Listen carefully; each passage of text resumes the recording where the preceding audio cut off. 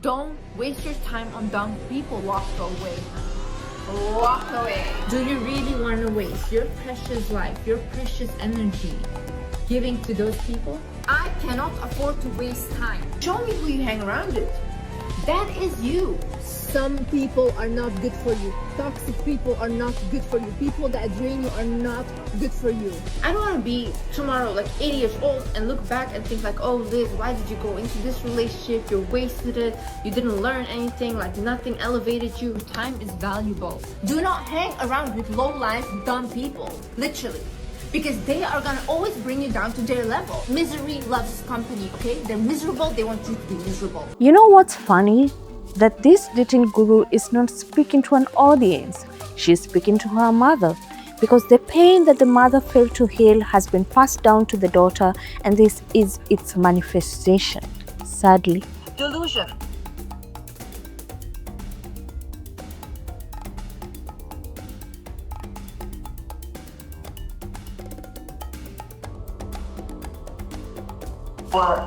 The war started and before we had to immigrate to Europe. And then imagine war happens in your country, you have to immigrate to a new country where you don't know the language, and now your university degrees don't mean anything anymore.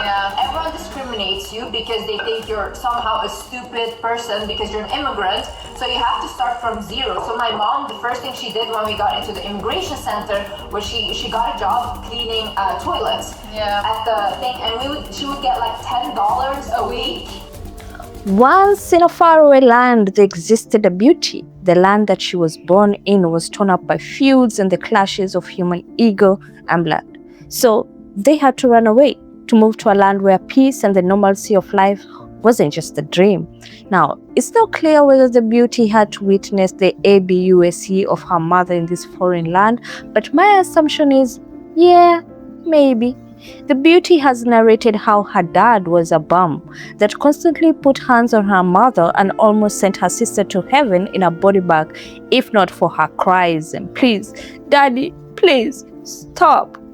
It seems like this castle that the young Ice Queen had been born in was nothing as magical as expected.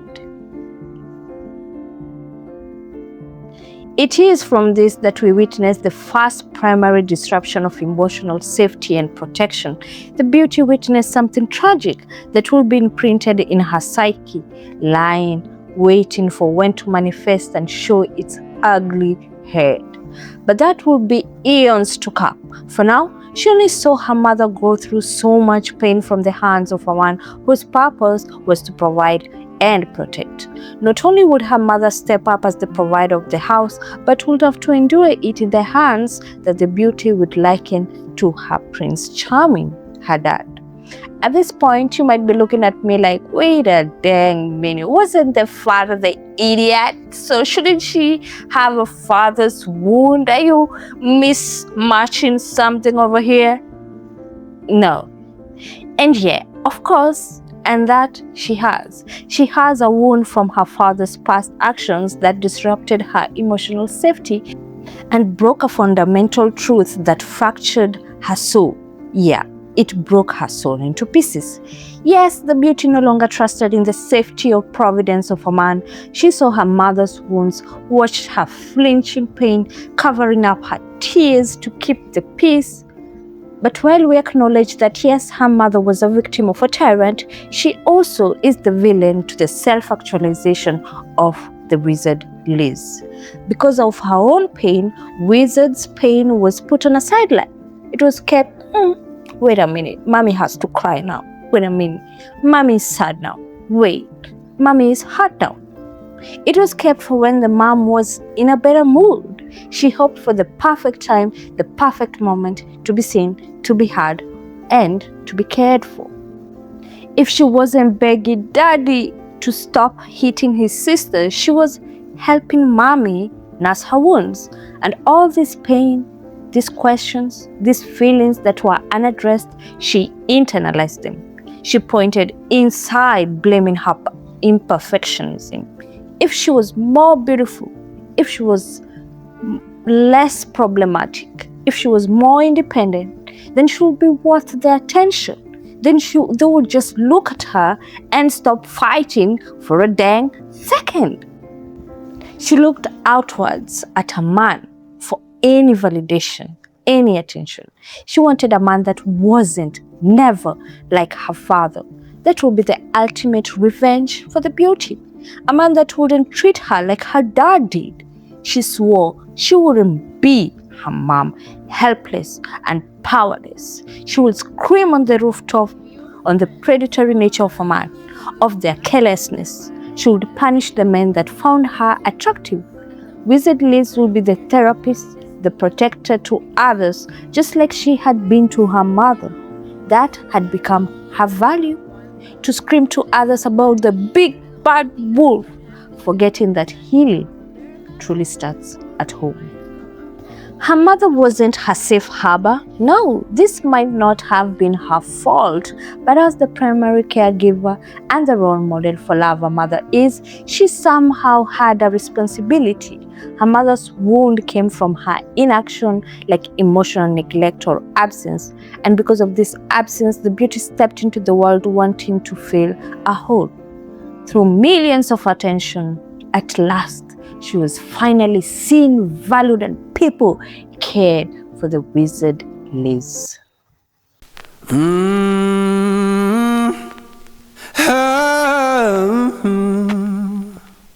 Happened, and it was basically like my father was trying to take my sister's life, and I was sitting there and I had to plead for her life. So I was like, please, like, don't do this, and this went on for hours, guys. Like, it was nights, like 5 hours. Yeah, I was like, I'm dying today, and I was 8, so I was like, yeah, and it was like, it's not like he was just threatening, like he was put it against her throat and stuff, or like was like choking her with his knee against like her chest and stuff. And I was the only one that kind of like could like reason with him and be like, please let her live, this and that. And I was crying, and I think like when you both experience near-death experiences together, it really bonds you in a way that's like, you know, you always feel like you have to protect each. Soulmates. I have said in Megan Thee Stallion's story that there is a power in how you brand yourself. Yeah, check out the video if you feel like it, okay? No force here. Let me reel it in though. The name that you give to yourself or that is given to you is bound to certain souls and contracts. It carries a certain type of vibe, either good or bad. In this case, Liz called herself a wizard, which is, well, witch. A wizard is a male witch, no? So, what will propel such a fine babe to brand like that, if not for control, if not for power? By linking her name to a wizard, she has a certain control over a male figure with mystical power. Basically, it is her dad she's trying to conquer, and by channeling a wizard, which is a powerful male figure, then she can disempower her dad. Of course, all this is subconscious, and if anyone asks you, tell them to ask me, and I'll tell more. Subscribe and like. Thank ya. So, the beauty had survived the torments of the castle and had gone out to make a name for herself, a title, an army that will fight her father. She dated rich and powerful men as much as her beauty could afford. Some could spend 10K here, some a Birkenberg. Anyway, she was only craving for men that would spend that on her. In return, she would gift her mother. She would provide for her so that she can finally be free from that monster of a father. She would finally be free to choose her, to see her, to validate her. Because most of the time she spent working, she didn't have time to validate Liz and her sister child. But now that Liz was the provider, the loyalty that her mom gave to other things that kept her from Liz, from seeing her, from caring, from validating her, she'll be hers, right? In a sense, she was powerful. She was the magician, manifesting trips and luxury and sharing them with her subjects. She had enough to gain the leverage of talking to millions of strangers on the uncanny way to get a man to lick your boots and spend it back on you. Period. Sprinkle, sprinkle. The wizard was rewarded with attention and likes. Someone here said, oh, Wizardliz, you've changed my goddamn life. I was a loser, but since I saw your face, beauty. Someone on the other side said, oh, goddess, oh, I will kiss your toes if only you could fart in my way. Life was good enough that she bought the audacity to lecture those who went to 9 to 5. Open your mind! She screamed at them. She called them clowns if they took back a guy that ever cheated on them. You're a clown. Pooh, pooh. You're a clown. You're a clown. You're a clown too. You're not a clown because, you know. Subscribe. She yelled at their ignorance. She had the right to do so. Her new Kelly and paid vacations bought her the status to live in a bubble that one man, Landon, came to break. There's a quote, soulmate. If you live by the sword, you shall perish by the very sword.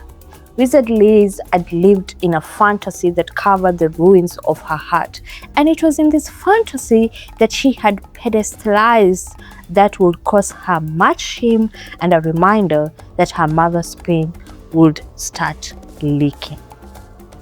Enter Landon.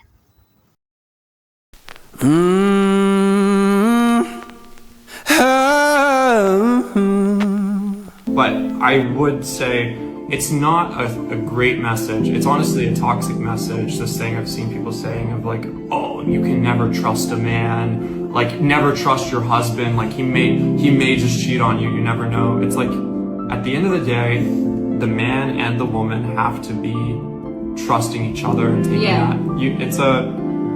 That is what builds a good relationship. It is a foundation of trust. Wizardliz's mother's wound isn't like that of Tokyo Tony and Black China. You know Black China, you know her mother and how toxic she is. Even a chemical company wouldn't hire her, okay?